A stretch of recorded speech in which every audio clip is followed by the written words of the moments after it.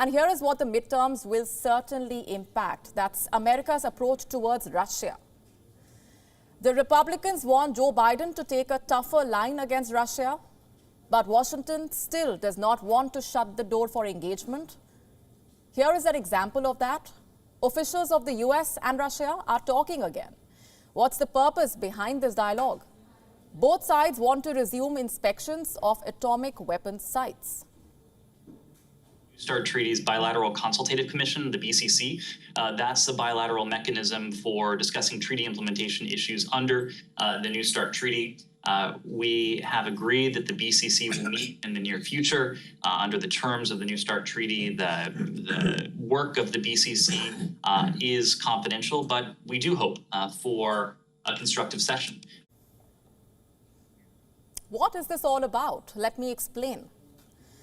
This dialogue is about the START Treaty, that's short for the Strategic Arms Reduction Treaty. It is a pact for nuclear arms reduction.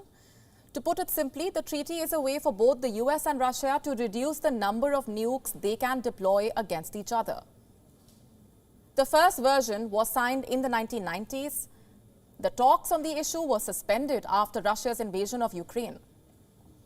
Russia barred US inspectors from visiting its nuclear sites, and that's how both sides made sure that they were in compliance with the treaty.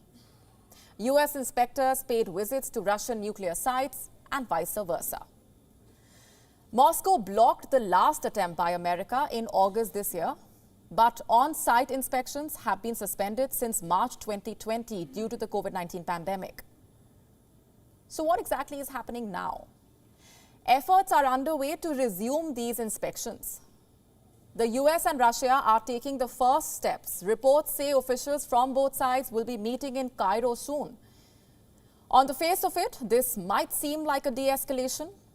The nuclear rhetoric, especially from Russia in recent months, had intensified, so it might look like both US and Russia are trying to dial down the tensions.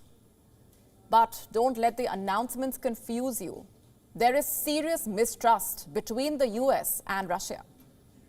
We have seen nothing to indicate that the Russians are, at the present moment, willing to engage in good faith negotiations. There would be a number of ways the Russians could signal their willingness, their ability to engage in dialogue and diplomacy, good faith dialogue and diplomacy with Ukraine. One would be to stop the bombing of civilian targets, to stop pursuing infrastructure, to stop pursuing heating, water, electricity for the people of Ukraine. Another would be to stop with what appears to be at best indiscriminate targeting of residential areas. So America clearly remains skeptical, but it is still willing to take the plunge. Why does the Biden administration want to talk to Russia? What is driving this engagement? Here is the US National Security Advisor, Jake Sullivan, with an explanation. I believe that it is our responsibility to keep lines of communication open, even with our adversaries, so that at the end of the day, we can try to avoid the worst possible outcomes at a minimum and look for opportunities for more. I do believe that maintaining channels of communication is in the interest of the United States. I also believe it is in the interests of every country who is affected by this conflict. Washington has apparently nudged Kiev to walk the same path. Ukraine's President Volodymyr Zelensky has changed course. Earlier, he wanted Vladimir Putin to go out of power to start a peace dialogue with Russia. He seemed to have dropped that demand.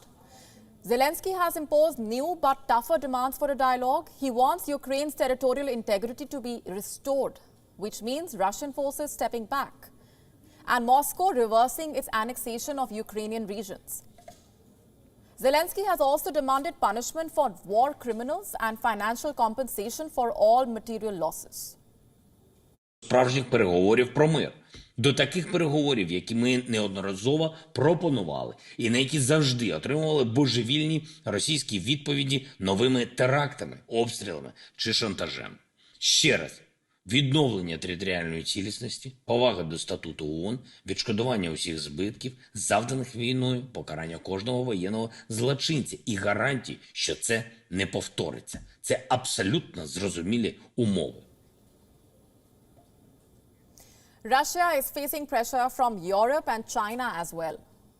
Recently, the German Chancellor Olaf Scholz was in Beijing. He met with the Chinese President Xi Jinping. Both the leaders sent out this message to Moscow.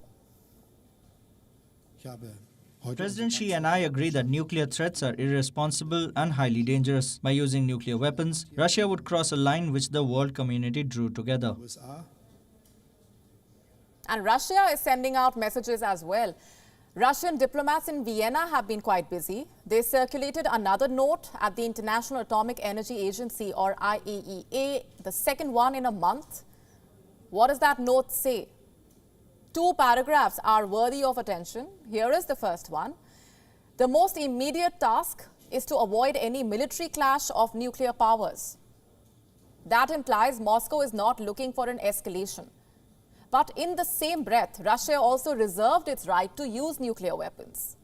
Listen to this carefully. The Russian nuclear strategy allows it to hypothetically resort to nuclear weapons.